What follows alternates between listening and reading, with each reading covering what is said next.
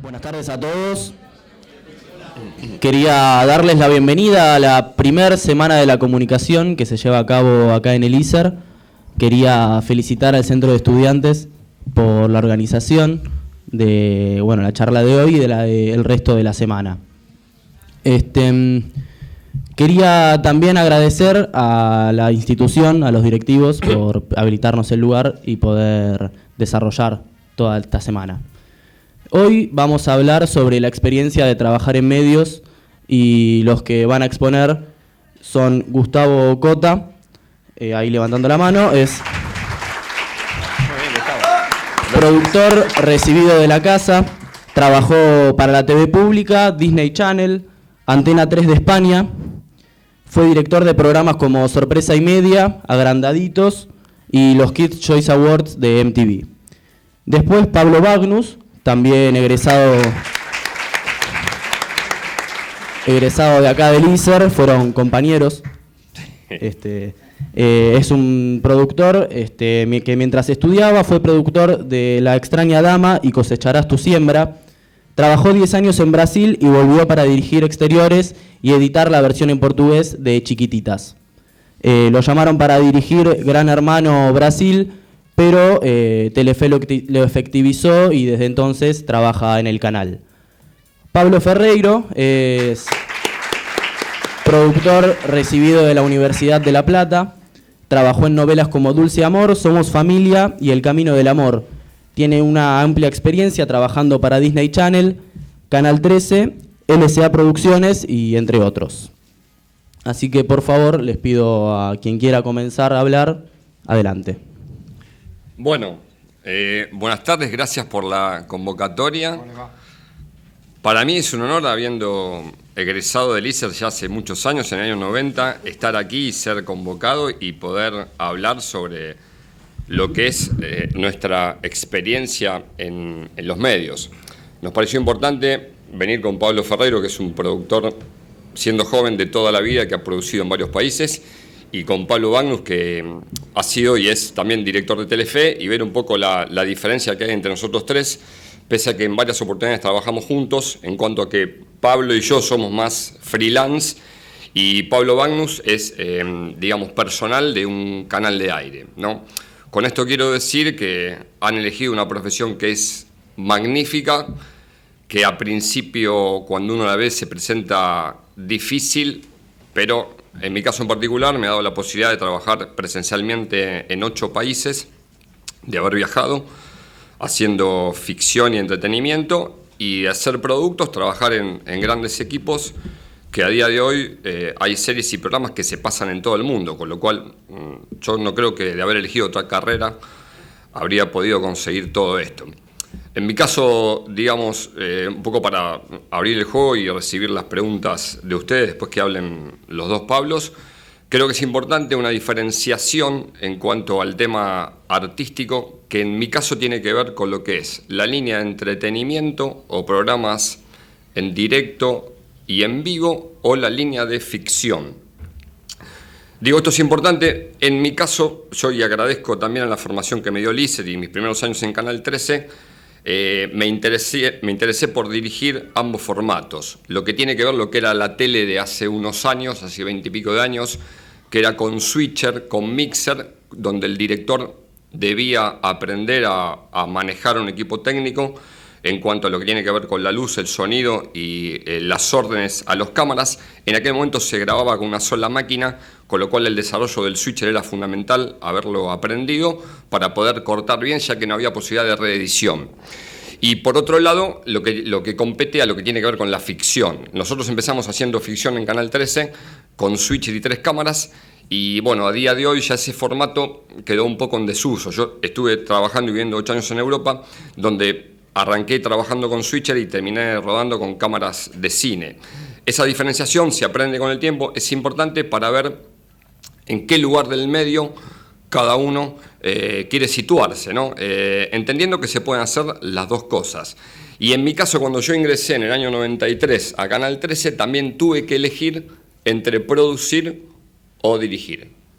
A mí me gustó más dirigir y por el tipo de sistema de trabajo que había en aquel momento, también pude aprender las cuestiones que atañen a la producción. Si quieren, seguimos adelante y bueno, dejo que hablen mis colegas también, ¿no? Porque si no, como... Hola. A ver, vamos a aprovechar el tiempo, me parece que está bueno, una ida y vuelta de preguntas. No voy a repetir cosas de Gustavo, estoy muy contento de que me hayan convocado a este lugar que nos formó. Y decirles que en realidad, viniendo acá, uno ve los años que han pasado y la forma de uno de trabajar siempre le parece que antes se trabajaba mejor.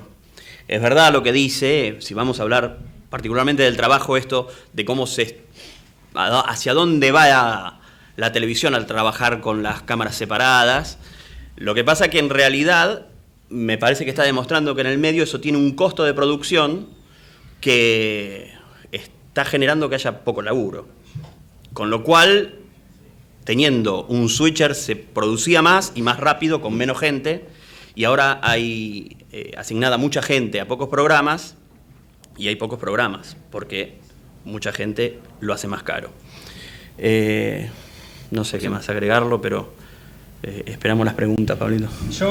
¿Qué tal? ¿Cómo les va, chicos? Disculpen. Nada, lo que agregaría a lo que dicen los chicos es que es un laburo, sobre todo en el lugar donde están ustedes, que es como fundamental e indispensable hacerlo desde abajo. O sea, no existe la magia de empezar a dirigir o de empezar a ser productor ejecutivo o de empezar a ser productor general. Este laburo se aprende siendo asistente de producción, asistente de dirección, y hay que hacer esa escalera. Si uno no hace esa escalera, difícilmente puede hacer bien este laburo, excepto que sea un dotado, una cosa así maravillosa, pero es un laburo que se hace de abajo y se aprende de abajo, no hay otra manera. Independientemente de la tecnología, de lo que dicen los chicos, obvio. Yo quería, como primer disparador, antes de empezar con las preguntas y respuestas, preguntarles cómo fue, más que nada vos, Pablo Bagnus, que empezaste a trabajar mientras estudiabas acá, empezaste a trabajar ya en grandes producciones. ¿Cómo es el trabajar y estudiar a la vez en lo que es tu oficio? Mira, yo me acuerdo, Gustavo trabajaba en otra cosa, digamos, yo tuve la suerte, tengo la suerte de ser hijo único, que mis viejos me bancaran, que salí del secundario, entré al ISER y podía bancarme, digamos, esto, La extraña dama, cosecharás ya cobré, pero La extraña dama no cobraba, iba por la coca y el sanguchito, y fue una escuela también. Y lo conseguí yendo a golpear puertas, hay que ir, golpear, me anotaron el teléfono en una pared. Antes de que empezara la novela, fui al 9, preguntaba si había laburo, y así fue que empecé. Y después me llamaron, me querían para Una voz en el teléfono, que fue otra novela que vino después, y dije que no porque priorizaba el estudio, nosotros veníamos a la mañana acá, así que... Pero golpeando puertas, y la verdad creo que fue un complemento, ¿no? Porque éramos muy pocos, era una novela de época, no sé si alguno sabe de qué estoy hablando, en el sentido de que fue una novela que en su momento rompió todo, hubo una segunda temporada producida por Berlusconi, porque se vendió afuera, era otro mercado. Y aprendí mucho allá también, éramos 3 personas nada más haciendo producción y hacíamos los exteriores, el piso, todo.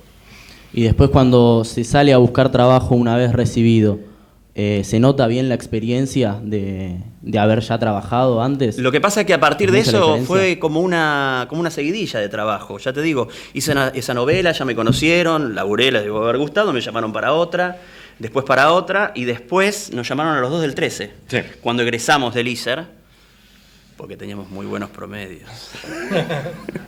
Y no, bueno, yo me fui a Brasil, yo hacía publicidad, me fui a trabajar a Brasil, Gustavo quedó en el 13 y por él volví después para hacer Chiquitas Brasil en Telefe y ahí me fui quedando.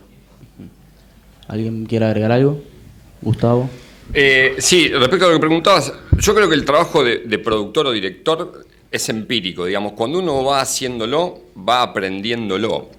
Hay como una instancia que entiendo que tiene el egresado de cualquier carrera, que es la necesidad imperiosa de trabajar inmediatamente. Bueno, puede ser mala consejera esa ansiedad, esa necesidad. Yo, por ejemplo, tengo 50 años. A día de hoy, yo hace 22 años que dirijo. Me doy cuenta todo lo que me falta aprender respecto a dirección. Entonces, Tenía como muchas ganas cuando empecé, las sigo teniendo, pero me di cuenta que a diferencia de un deportista de élite o de un bailarín clásico, esta es una carrera de fondo. Uno puede trabajar toda la vida de esto y te va sorprendiendo el mercado, te va devolviendo un montón de aspectos. Yo, por ejemplo, dirigía programas de ficción y entretenimiento en el 13 y estaba muy contento. Y llegué a trabajar en Europa y me di cuenta todo lo que no sabía, tuve que reaprender a dirigir. A lo que voy, esto es mi opinión, ¿no? Si quieren, tomémoslo como consejo. Lo bueno es lo que bien decía Pablo Ferreiro, hay que implicarse y empezar a hacer las cosas. Digamos, toda la teoría que uno tiene es muy válida, pero hay que ponerla en práctica, en todo sentido. Y ahí donde uno tiene, aparte de trabajar y cumplir lo suyo, proyectarse y ver qué es lo que quiere hacer.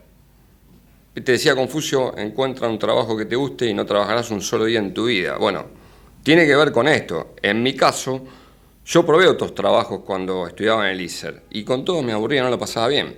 Yo al día de hoy, al entrar a un estudio, a un plató, como que me enciendo y me despierto. Entonces me di cuenta que mi vocación es esto y la paso bien desde ese lado. Hay muchos escalafones que uno tiene que ir, no sé si subiendo, pero ir conociendo, con lo cual no hay que desdeñar nada. Desde ser asistente en radio o trabajar en un mega equipo que produce Games of Thrones. Digo, hay que hacerlo. Hay que meterse. Esa sería mi recomendación y tener calma. Todo llega, chicas y chicos. Pablo Ferreiro, ¿algo para agregar? No, coincido plenamente con lo que dicen los chicos. Yo entré a laburar en Canal 13 un poquito después que Gustavo y en ese momento el canal específicamente, el 13 era como una isla también en cuanto a que buscaba un perfil. Siempre fue como una escuela de televisión Canal 13 y hasta ese momento trató de serlo, después se desvirtuó todo, pero buscaba gente no contaminada, buscaba el único requisito que me pidieron a mí para entrar a laburar al canal, no les importaba si había estudiado comunicación, medios o qué, era saber inglés y computación, porque querían gente no contaminada de ningún tipo de vicio, de otro canal, de otra experiencia, de nada, para formar la gente desde ahí. Por eso les decía, tiene que ver esto con lo que hablábamos antes. El 13 quería como armar su equipo de gente de cero, formarlos sin puros, digamos, en eso. Y la verdad que por lo menos con nosotros sí, lo lograron bastante bien. Sí, me parece que el detalle se va viendo en el día a día. Me parece que el ISER nos dejó a nosotros un orden. Nosotros salimos de la primera camada, ¿no?, de producción y dirección. Sí. Me acuerdo en el 9 que me decían, pero eso no se estudia. Y en realidad íbamos con cierta orden que nos habían dicho y había cosas que las veíamos que se hacían de cierta forma y nosotros pensamos que se podía hacer de otra o nos habían explicado de hacerlo de otra forma y lo terminábamos sacando más rápido. Bueno, de a poco y adaptándose sin pasar por arriba de otros, se va imponiendo ese orden. Y hasta el día de hoy por ahí tenemos compañeros que hacen ciertas cosas y decís, pero si se podría hacer de otra forma. Eso aprendimos acá. Bueno, si quieren comenzar con la parte de preguntas y respuestas, ahí hay una mano levantada.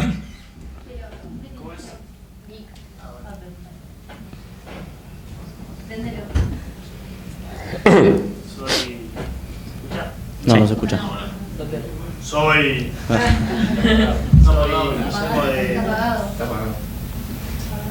Soy microfonista. Hola. Ahí está. Ahí está, bien. Soy Guillermo Agustín Duy de Tercero Producción. Y quería saber cómo es un día de laburo efectivo en Telefe, por ejemplo. ¿Haciendo? Lo que usted tenga que hacer. ¿Lo que estoy haciendo ahora? Sí. Hoy me vi 6 capítulos de Caso Cerrado. Así que bueno. Terminan bien. Estamos.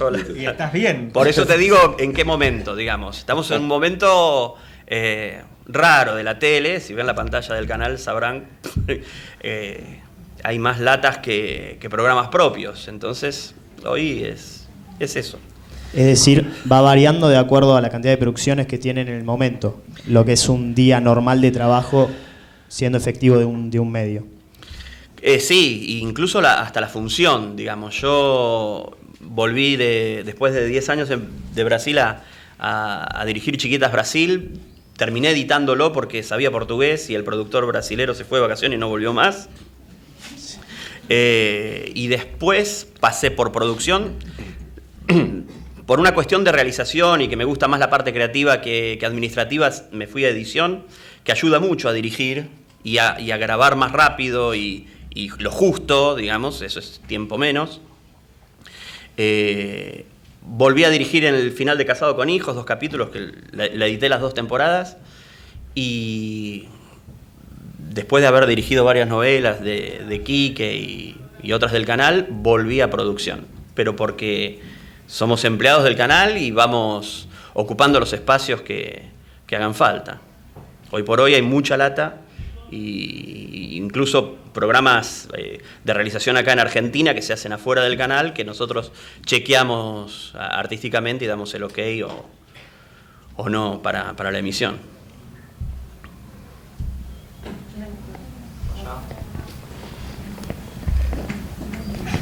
Hola. Hola.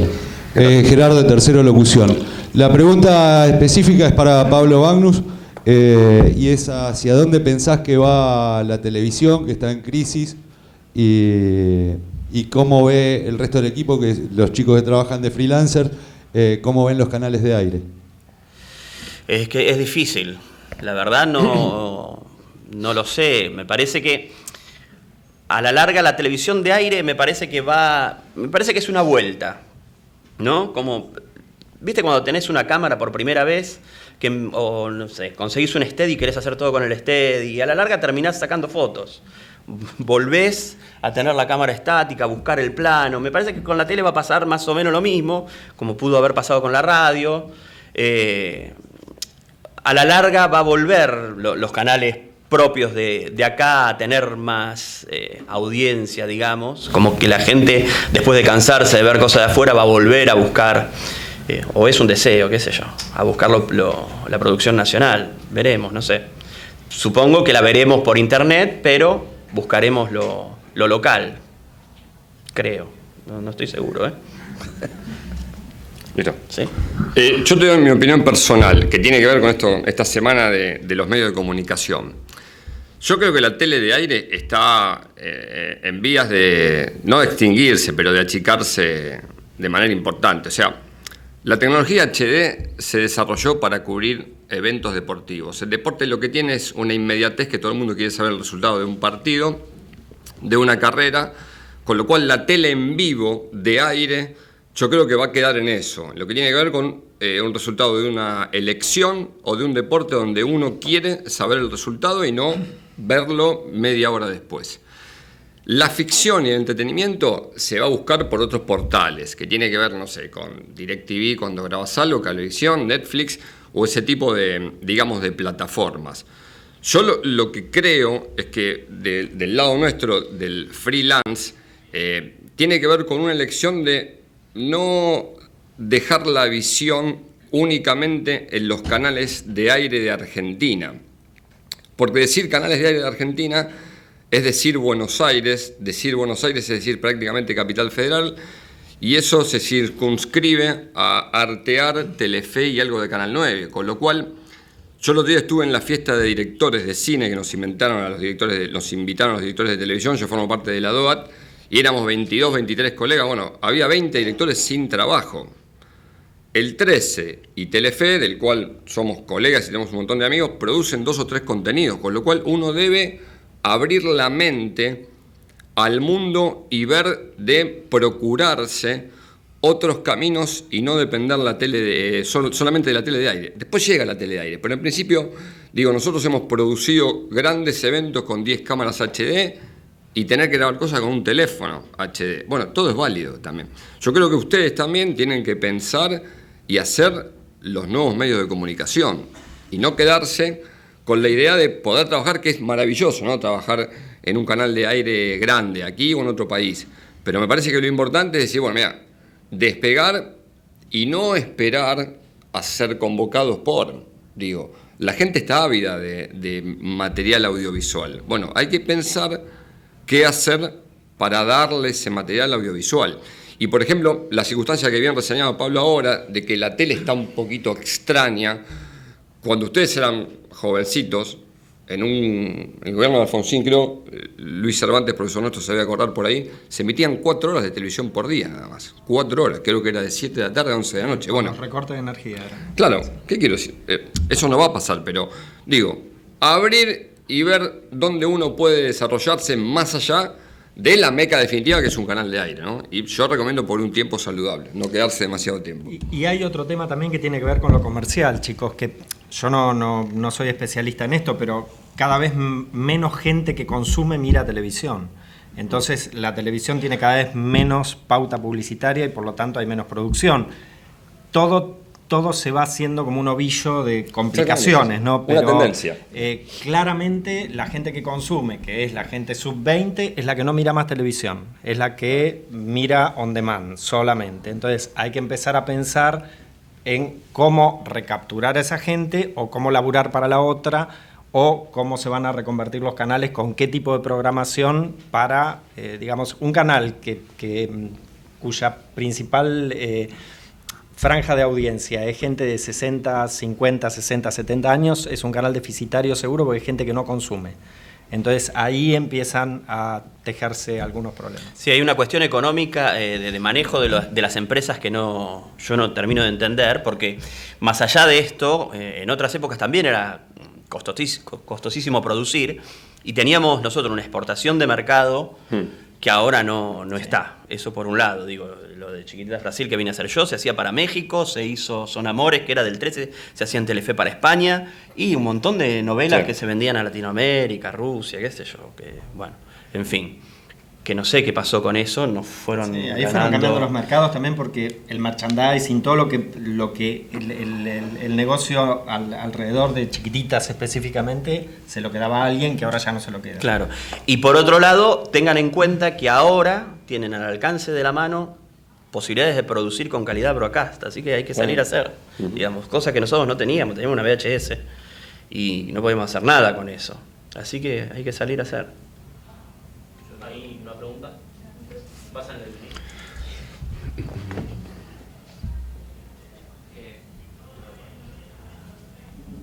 Ahí se me escucha. Sí.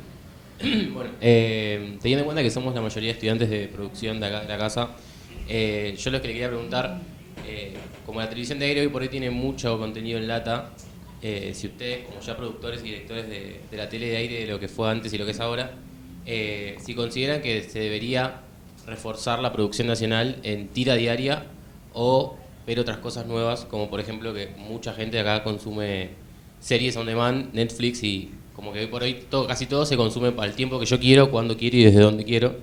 Y si ustedes consideran que debería reforzarse la tira o simplemente empezar a hacer más cosas que tengan mayor contenido y que atrape nuevo público.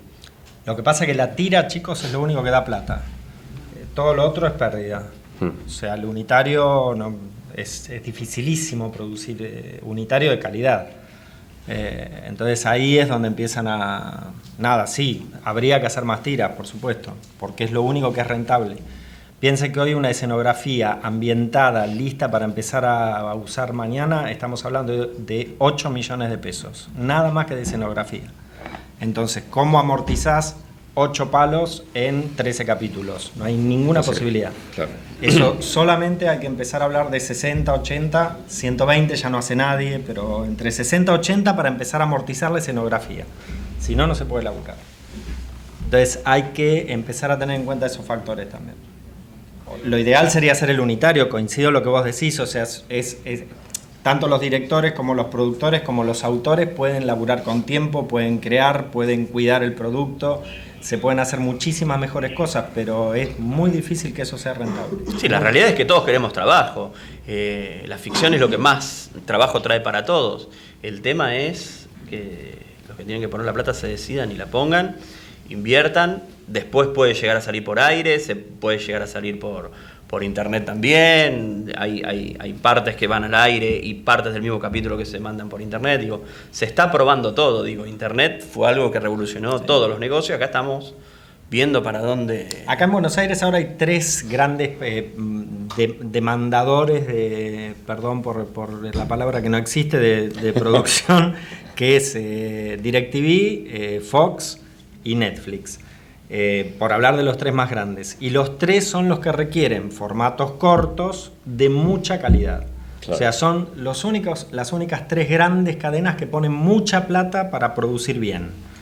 El resto no pone un peso, pero porque estamos hablando de mucha guita. Entonces los canales necesitan abaratar, porque ahí empieza a pasar todo esto que decíamos, porque no hay tanda, porque la producción no es barata. Bueno, nada, hay que buscar maneras ingeniosas de volver a producir. Yo voy a ser políticamente correcto, ¿no? En la tele no hay justicia, digamos, se rentabiliza o no. Netflix, para entrar en Europa, tiene que garantizar un 20% de producción local, con lo cual, de alguna manera, el conglomerado europeo asegura a Francia, España, Alemania, Portugal, de que al entrar Netflix y tomar la parte más gruesa del mercado, produzca algún contenido propio para que la gente pueda trabajar. Básicamente ahora, si no hay tiras, porque no son rentables para quienes manejan los canales de televisión. Y nosotros en nuestro lugar tenemos que aceptar esa realidad. Se puede proponer algo diferente, pero no es tan sencillo. Esto es lo que voy con el tema de controlar la ansiedad y manejarse con paciencia, porque en un momento de la vida aparece la posibilidad de tener un trabajo mejor. Ahora hay un gran tema que la persona en la casa que todavía ve tele de aire puede cambiar y tiene una serie nuestra que está hecha a pulmón, con nosotros mismos, con buenos actores, con digamos, todo el esfuerzo, pero al lado tiene House of Cards o tiene Games of Thrones, y ahí se queda. Y el auspiciante quiere poner dinero en los programas que más se ven. ¿Qué es esto? Yo lo viví en España. ¿Qué es lo que diferencia únicamente, que es la única posibilidad de que el argentino consuma cultura televisiva argentina? Temas locales, autóctonos y actores locales que no vienen por fuera.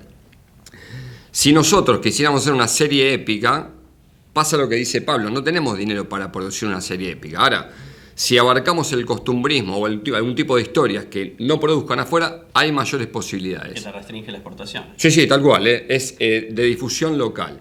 El año pasado estuvo Netflix acá buscando producción para hacer, y los ofrecimientos que hubo de colegas nuestros y de parte nuestra tenían que ver con ese costumbrismo que tenemos nosotros. Netflix lo que necesita es una serie que pueda pasarla en 200 países con un tema universal. A mí me tocó hacer un trabajo en Madrid este año, estuve febrero-marzo y hablé con un productor que es argentino. Yo dirigí Pijama Party para Disney hace 2-3 años. Bueno, Pijama Party se vendió en un montón de países porque es un programa de juegos.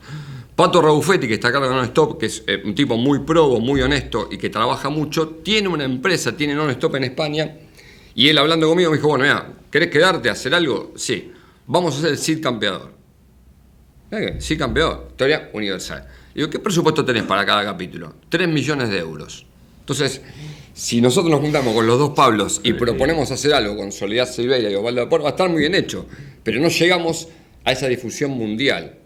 ¿Qué hay que hacer? Abrir un poco la mente para ver de no trabajar solo en Argentina, y cuando toca en Argentina buscar un diferencial desde un lugar que no compita con esas superproducciones, porque la tele, tanto de ficción como de entretenimiento, aparte de talento, necesita tiempo y dinero. Por lo menos la experiencia que nos ha tocado a nosotros, digamos, uno con tiempo y con dinero escribe, produce, actúa, dirige y postproduce mucho mejor que sin tiempo y sin dinero. Ahí va la clave. Lo que pasa es que, bueno, ahí de alguna manera también las condiciones se van poniendo cada vez más exigentes, ¿no? Hacer una lata de distribución mundial necesita una serie de inversiones y calidad técnica que hay que garantizar para poder difundir a nivel mundial. No sé si contestamos la pregunta. Dale. Ánimo, porque hay que salir a trabajar de acá. Sí. Vamos. ¿Hay otra pregunta?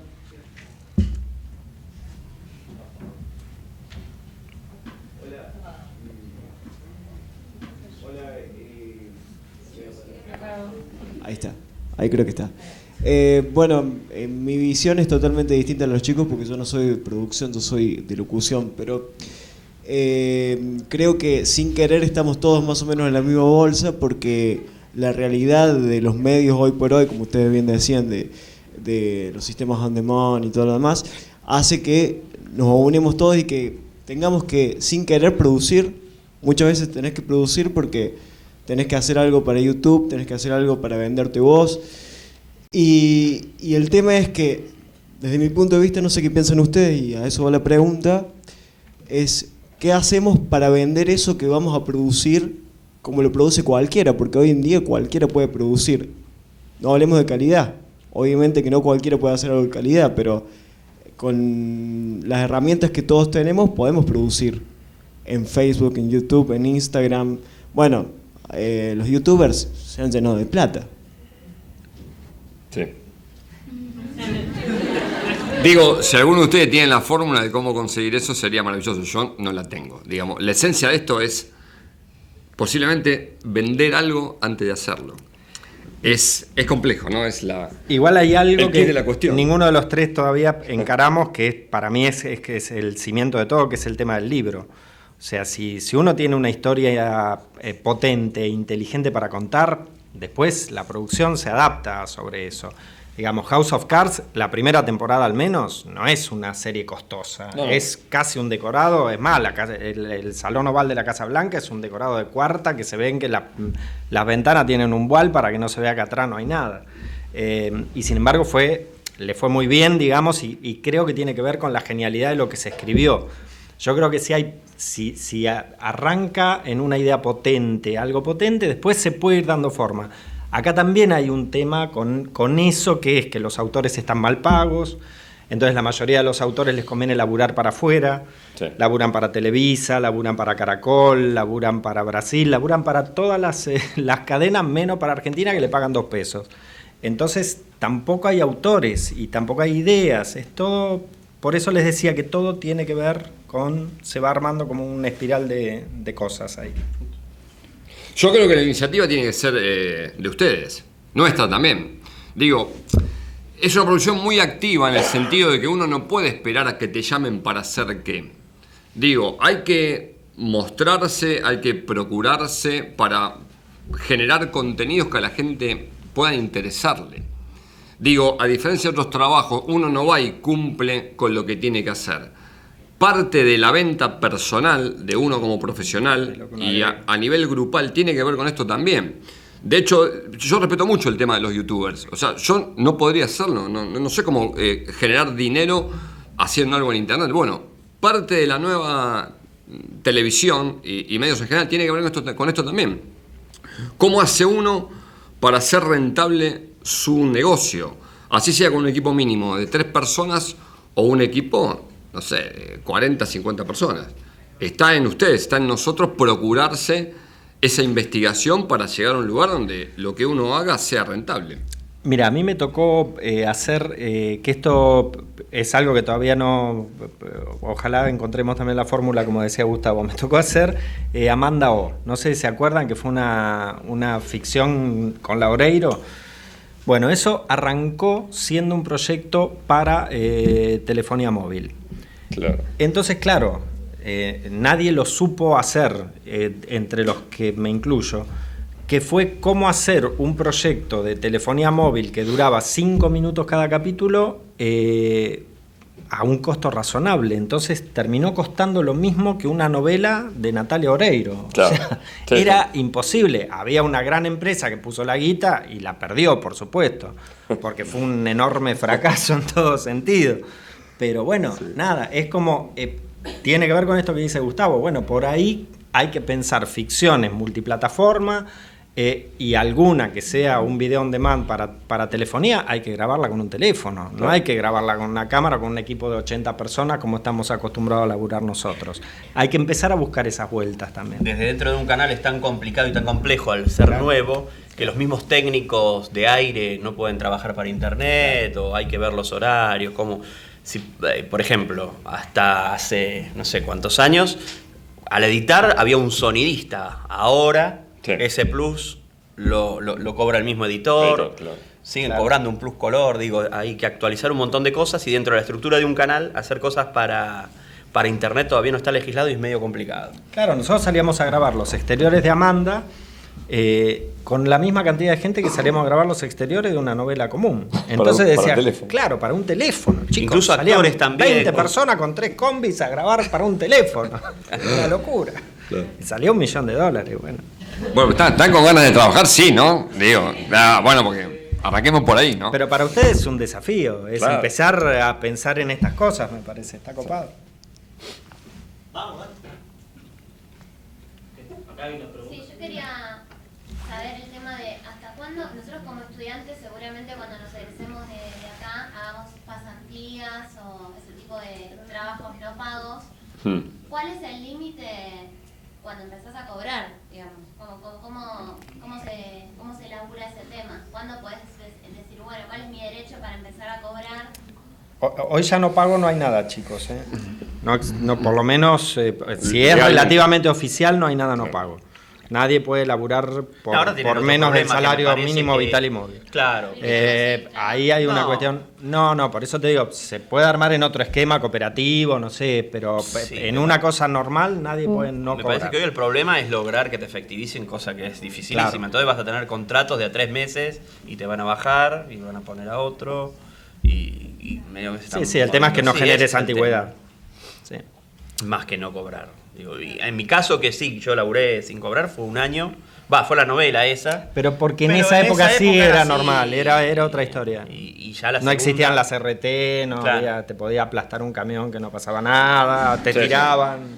Sí, me sacó el pelo. Sí, este negocio tiene 3 instancias, que es cuando te llaman para trabajar, que uno se pone muy contento, cuando trabajás, que está feliz, y cuando tenés que cobrarlo.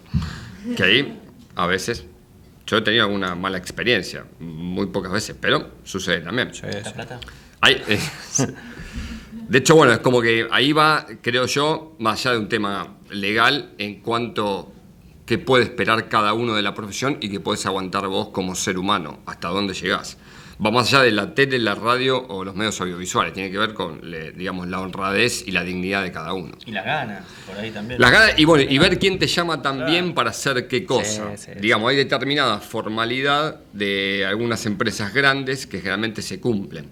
A mí me tocó de trabajar con gente de aquí, de hecho una experiencia con Pablo, que, bueno, Pablo no estaba, pero estaba ahí circundante de la producción, que me llamaron para dirigir una serie y estuve 2 meses hablando y finalmente se cayó y yo no recibí nada en pago por eso.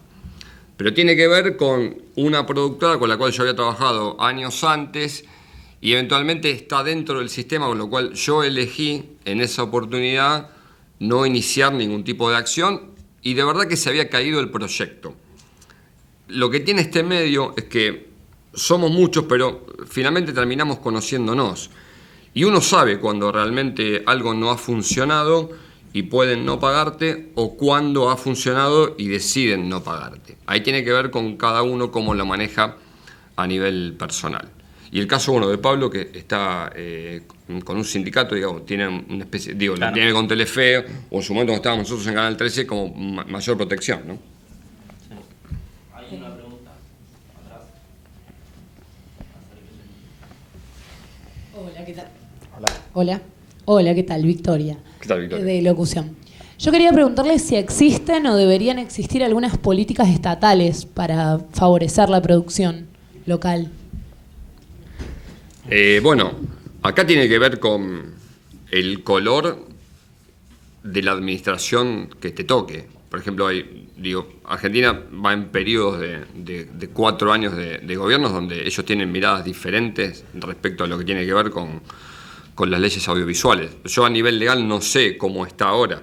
Sí te puedo contar que esto que te contaba el caso de Netflix en Europa, de que hay determinada protección a lo que tiene que ver con la industria nacional.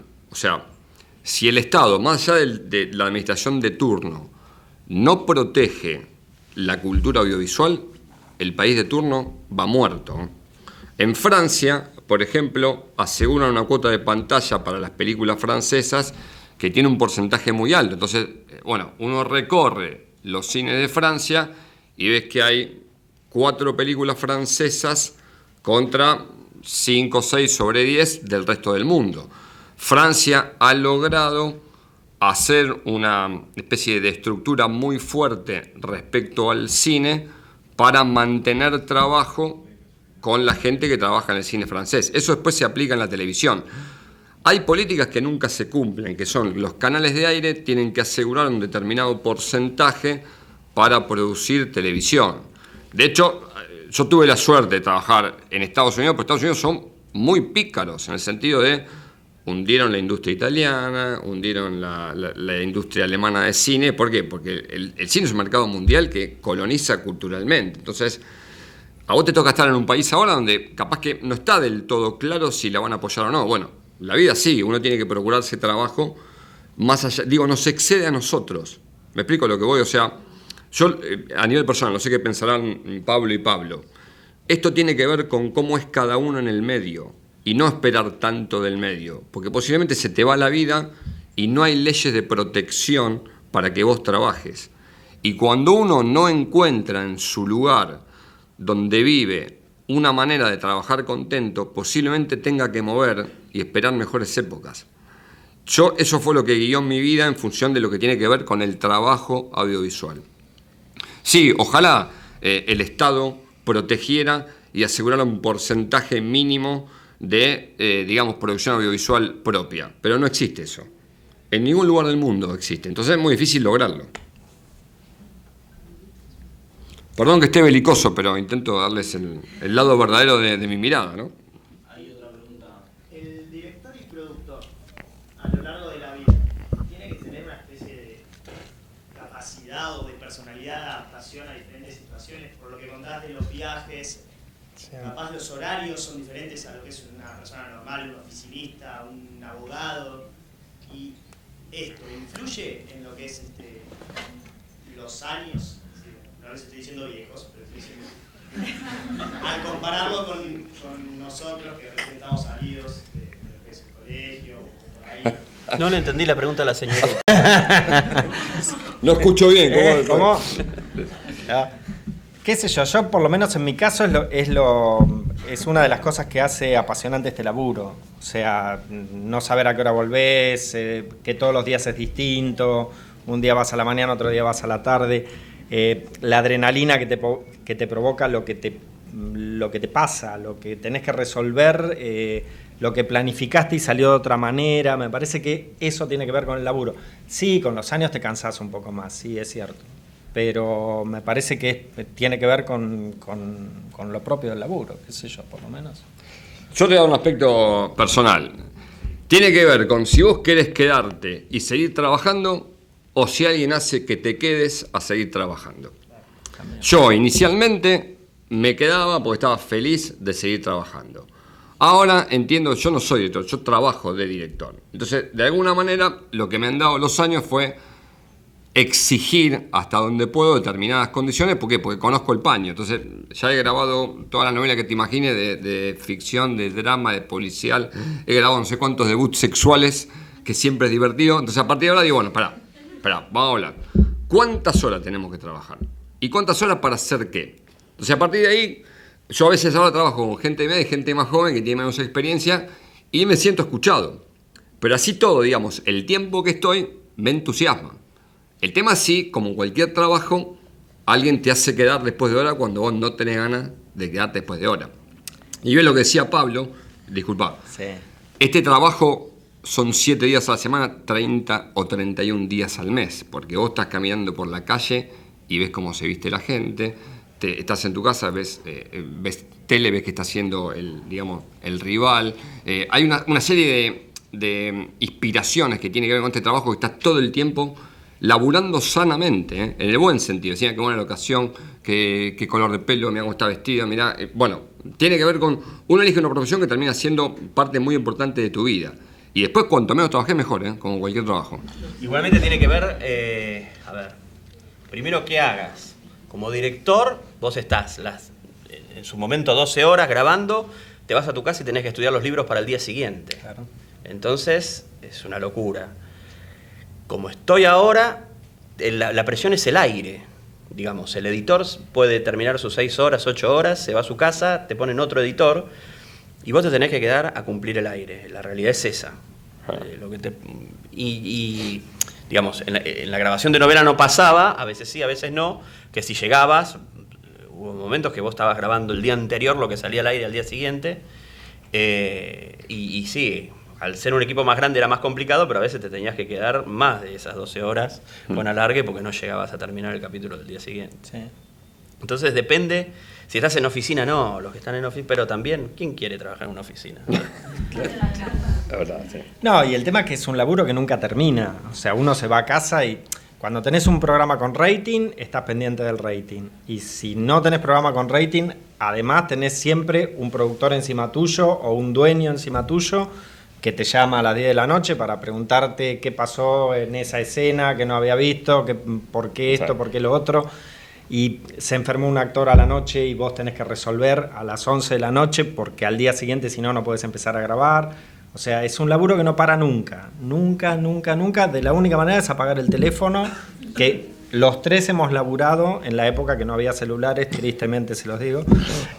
O por suerte. O por suerte. Teníamos uno que se compartía, me acuerdo, que era según a quién le tocaba, había que hacer cola para agarrar un celular. Bueno, era un desastre, pero bueno, las cosas se hacían y funcionaban. Y la adrenalina era otra también, qué sé yo.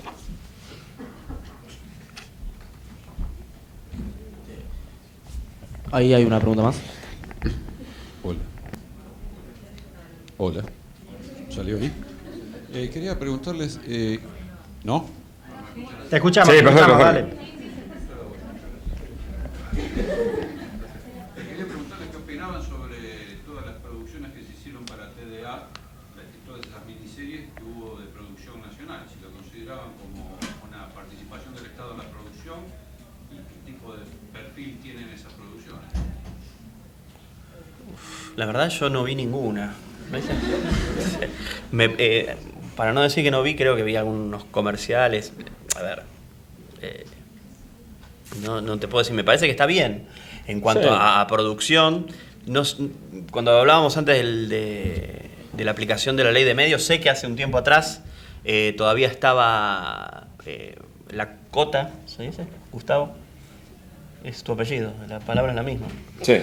Bueno, la cota de programas infantiles, el canal tenía, lo que pasa que después también hay forma de evitarla, digamos.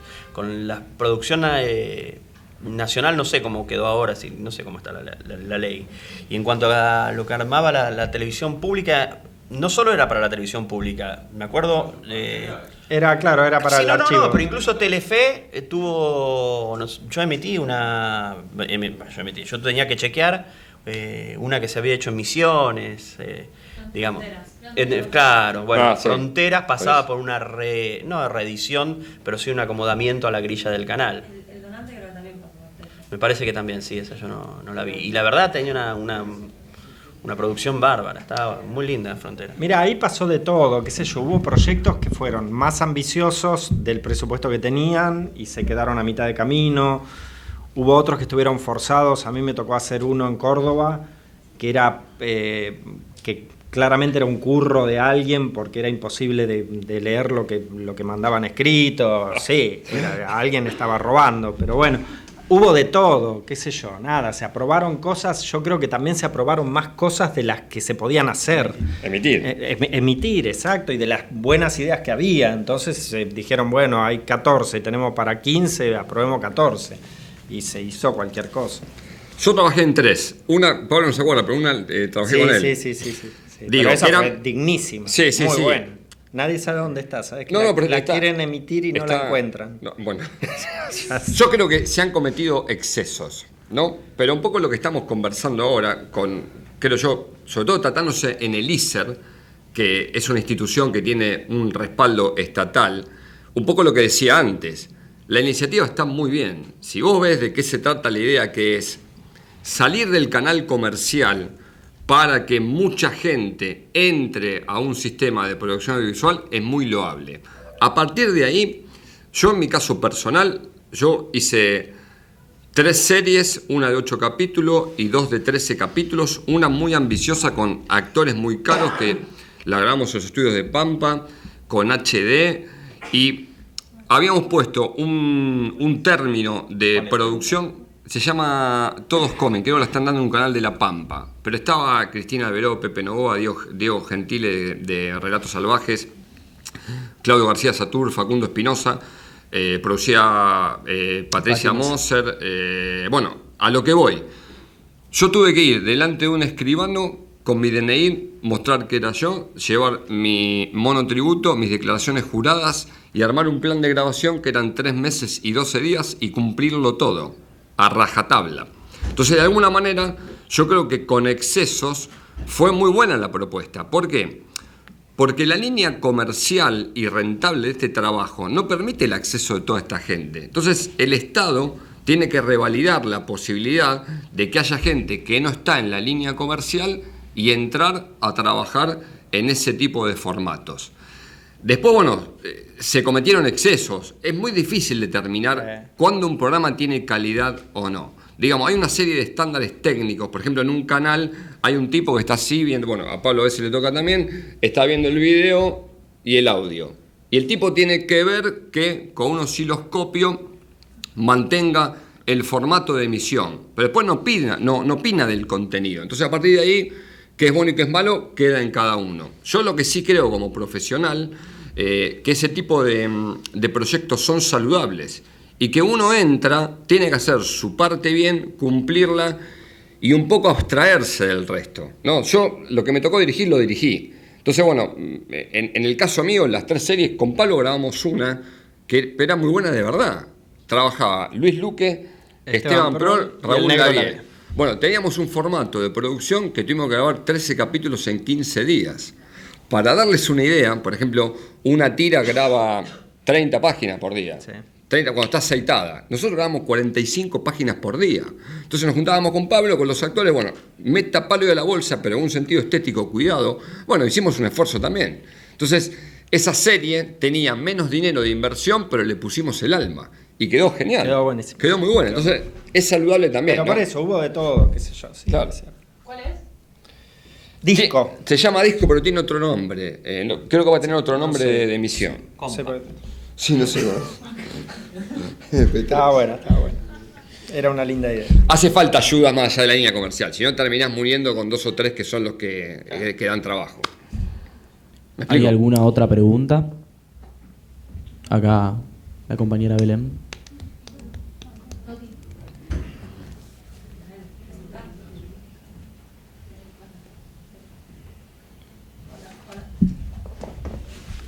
Hola. Belén, segundo año de producción. ¿Qué tal? Se cree en general que es necesario trabajar mientras se estudia para no perder el ritmo que te da el ISER. El ISER te da un ritmo muy acelerado, muy a los piques, y se tiene un pensamiento colectivo de que si salís del ISER y no estás trabajando, como que se pierde ese ritmo. ¿Es real eso? Y si es real, ¿cómo haces para no perder el ritmo? Siendo que con suerte vendrán 3 de los 30 a trabajar realmente. ¿Cómo no perder el ritmo, digamos? Bueno, vamos por partes. Yo quiero hacer una pregunta. ¿Qué edad tienen ustedes? Son todos mayores, ¿no?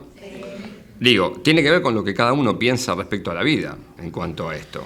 Lo digo bien, ¿no? Digo, en mi caso, yo trabajaba en un banco mientras estudiaba en el ISER. Me gustaba tanto que ojalá hubiera podido tener la experiencia de Pablo, que trabajaba en un canal de televisión.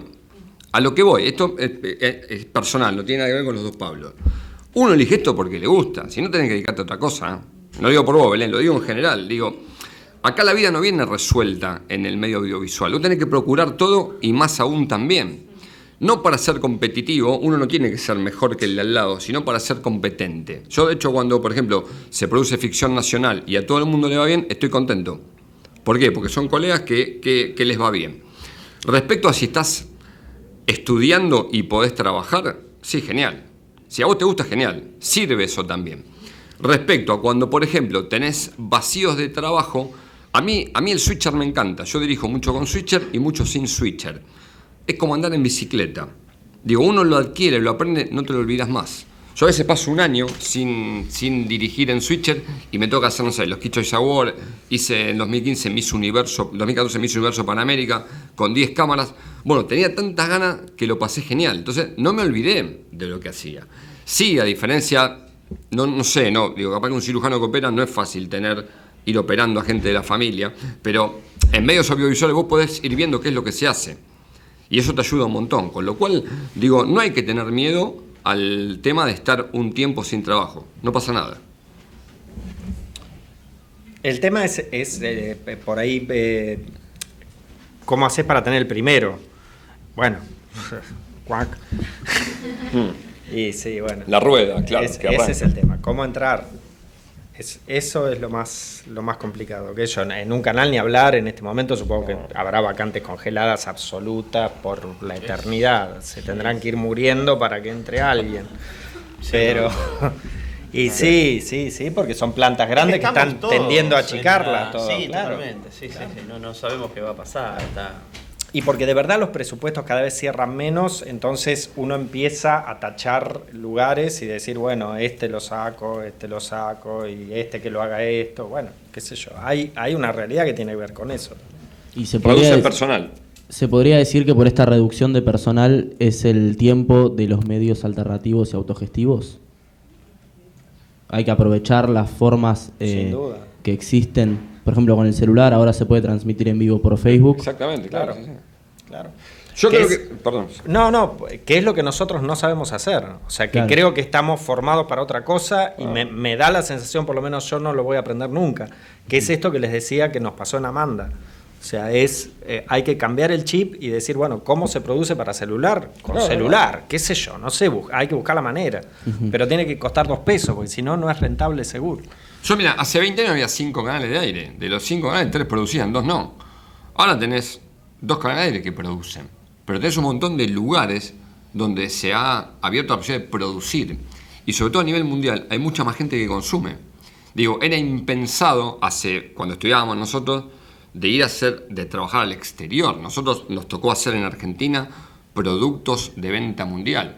Yo creo que si bien el tema del canal clásico de aire en Capital Federal suena que está acotado, Artear, Telefe, Canal 9, se abrió el mundo, chicos, para todos. Entonces uno produce desde la casa, que es más económico producir para Europa desde aquí o para Estados Unidos que ir a Europa o a Estados Unidos.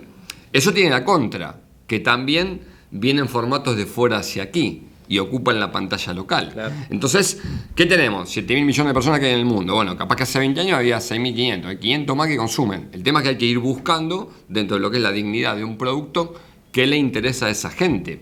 Y esperar, digamos, cuando uno puede esperar, espera, que es trabajar con una logística, un know-how de producción que te permita decir, tener una planta de 80 a 100 personas. Cuando no está, salir a producir con un teléfono. Digo, es igual de digno. Lo que decía Paul hace un tiempo, hace un ratito, hay que encontrar el relato, qué es lo que lo hace interesante. Así esté grabado con un teléfono celular o con 10 cámaras HD en un estudio de 4.500 metros cuadrados. Sí, es complicado. ¿Alguien tiene alguna otra pregunta? ¿No? Bueno, entonces, como para cerrar, queríamos entregarle, en nombre del Centro de Estudiantes, estos agradecimientos